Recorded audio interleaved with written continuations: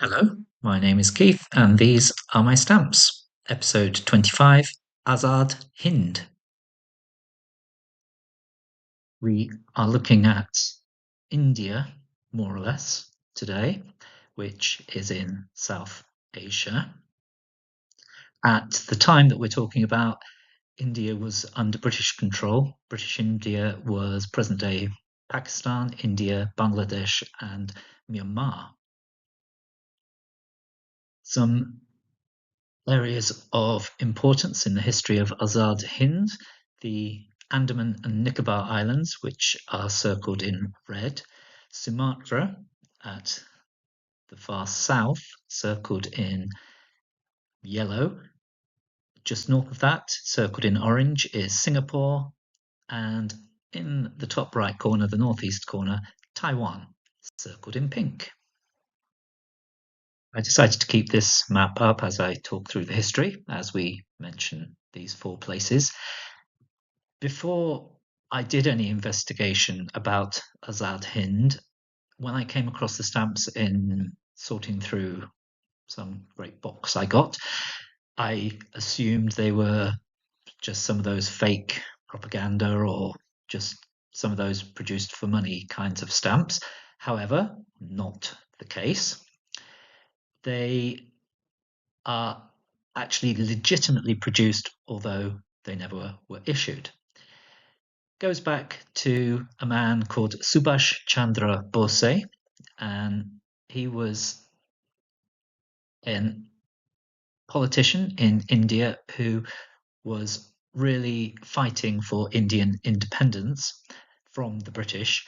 He had been to Britain for his education, returned to India, became the leader of the Indian National Congress political party. However, he lost the support of some of his associates there and was removed from the leadership there. In 1941, so during World War II, he travelled to Nazi Germany. Whilst there, he met Hitler. He gained support for an independent India and started the formation of a small army of ex-Indian POWs who had been captured by Rommel in North Africa. He stayed in Nazi Germany for a couple of years, and then with Nazi and Japanese help in 1943 returned to Asia. And he went to Japanese-controlled Sumatra, where he added some more Indian prisoners of war who had been captured by the Japanese to form his Indian National Army. Then, also in 1943, in Singapore, he declared the Azad Hind government, meaning the Provisional Government of Free India. He was given nominal control of the Japanese-occupied Andaman and Nicobar Islands, which are part of India and at the time were part of British India. Immediately after this, Bose declared war on the Allies. His Indian National Army fought against the Allies, but with the war turning against Japan in 1944-1945 and the recapture of Singapore by the Allies, Bose decided to escape to Manchuria and join the Soviets, who had invaded Japanese-held Manchukuo.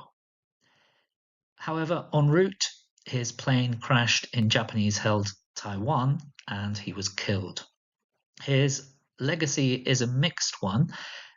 He's seen as a hero in India, being anti-British, pro-independence, but with his strong links to the Nazis and to the Imperial Japanese, these are seen as huge issues to many people. The stamp issuing history, as I said, whilst he was in Germany, he commissioned a set of stamps in February of 1943, and the set of 10 stamps were prepared and printed. However, they were never issued. They were in the British Indian currency of 16 annas, making 1 rupee. This is a stamp from India showing Subhash Chandra Bose. The stamp is from 2001. And as I say, in India, his legacy is generally a very good one as a pro-independence fighter. Here are the 4 stamps that I have from Az'ad Hind. 4 of the 10 that were produced. These ones show farmer ploughing the field, a lady spinning, and the 2 at the bottom, swords and broken chains over a map of India. The other designs were a man with a machine gun, a nurse with a wounded soldier, and soldiers carrying the Az'ad Hind flag. All of them, except for that last one, the soldiers carrying the flag, are available both imperf like these ones and perforated. They are also, these ones are available without the surcharge, the added amount there. You can see that the 2A has a plus 2A next to it. The ones without that added surcharge were intended to be used in the Andaman and Nicobar Islands only, and the others were for out of those islands. So these are my stamps. My name is Keith. Goodbye.